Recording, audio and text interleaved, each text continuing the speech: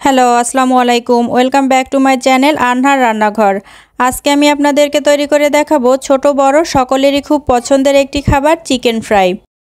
ঘরেই হাতের কাছে থাকা খুব কম মশলা ব্যবহার করে কিভাবে পারফেক্ট স্বাদের সুস্বাদু চিকেন ফ্রাই তৈরি করা যায় সেই রেসিপিটি থাকছে আমার আজকের এই ভিডিওতে।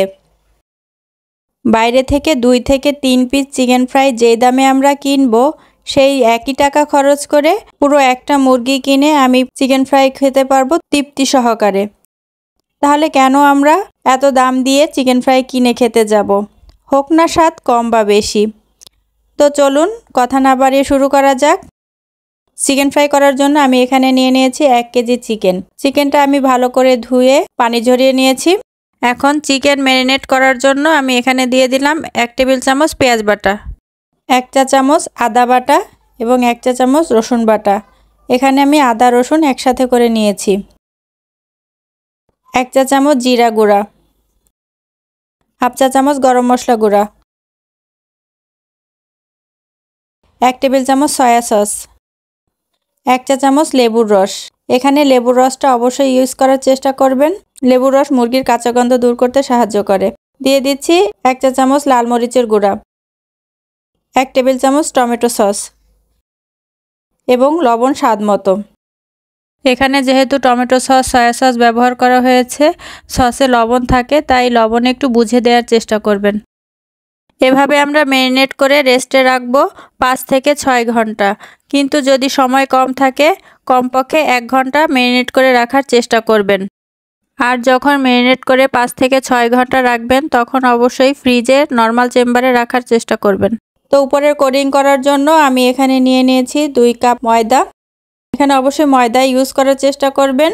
ময়দা ইউজ করলে বেশি ভালো হয়, তবে আটাও ইউজ করা যাবে। এখানে দিয়ে দিচ্ছি 1 টেবিল চামচ লাল মরিচের গুঁড়া, 1 চা চামচ ম্যাজিক মশলা এবং সামান্য লবণ। এখন এটা আমি ভালো করে মিক্সড করে নেব।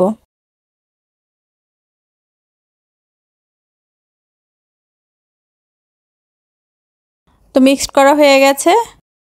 এখন আমরা ম্যারিনেট করা চিকেনগুলো কোটিং করে নেব। আর কোটিং করার সময় চিকেন আর মশলাগুলো ভালো করে মেখে নেবেন, কারণ উপরের অংশগুলো যদি ভালোভাবে ভেজা না থাকে তাহলে কোটিংটা সুন্দরভাবে হয় না। এই যে আমি এখানে আরও কয়েক পিস নিয়ে নিয়েছি। এভাবে একসাথে করে আলতো হাতে বারবার ঘুরিয়ে ঘুরিয়ে কোটিং করতে হবে। আপনারা দেখতেই পাচ্ছেন আমি কোন প্রসেসে করছি। এভাবে উল্টে পাল্টে বারবার ঘুরিয়ে আলতো হাতে কোটিং করতে হবে।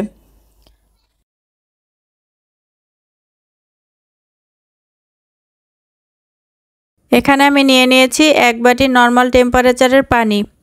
কোটিং করার পর একটু ঝেড়ে নিয়ে বাড়তি ময়দাগুলো ফেলে দিতে হবে। তারপর এভাবে পানিতে ডুবিয়ে চিকেনটাকে ভালো করে ভিজিয়ে নিতে হবে। এখানে খুব বেশি সময় ভিজিয়ে রাখার দরকার নেই। এভাবে পানিতে ভেজানোর পর একটু হালকা ঝেড়ে নিয়ে আবার ময়দার মধ্যে কোটিং করতে হবে।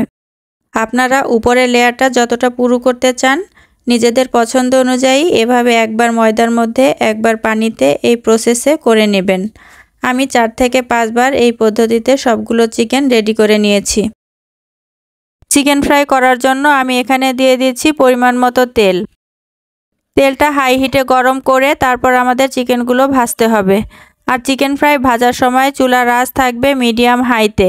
চিকেন ফ্রাই ভাজার সময় চুলার আঁচ খুব বেশি কমানো যাবে না, তাহলে চিকেন ফ্রাইগুলো ক্রিস্পি হবে না। আর কোটিং করার পর বেশিক্ষণ রেখে দেওয়া যাবে না। চেষ্টা করবেন সাথে সাথে ভেজে নেওয়ার জন্য, কারণ কোটিং করার পর যদি কোনো পাত্রে বেশিক্ষণ রেখে দেন সেক্ষেত্রে উপরের কোটিংটা নষ্ট হয়ে যাবে এবং চিকেন ফ্রাইয়ের উপরে যে সুতার মতো অংশগুলো তৈরি হয়েছে এগুলো নষ্ট হয়ে যাবে। এভাবে উল্টে পাল্টে একটা ভালো কালার আসা পর্যন্ত আমি সবগুলো চিকেন ভেজে নিচ্ছি। এই যে আমার সবগুলো চিকেন ভাজা হয়ে গেছে। এটা খেতে কিন্তু খুবই সুস্বাদু হয়। বাসায় ট্রাই করে দেখতে পারেন।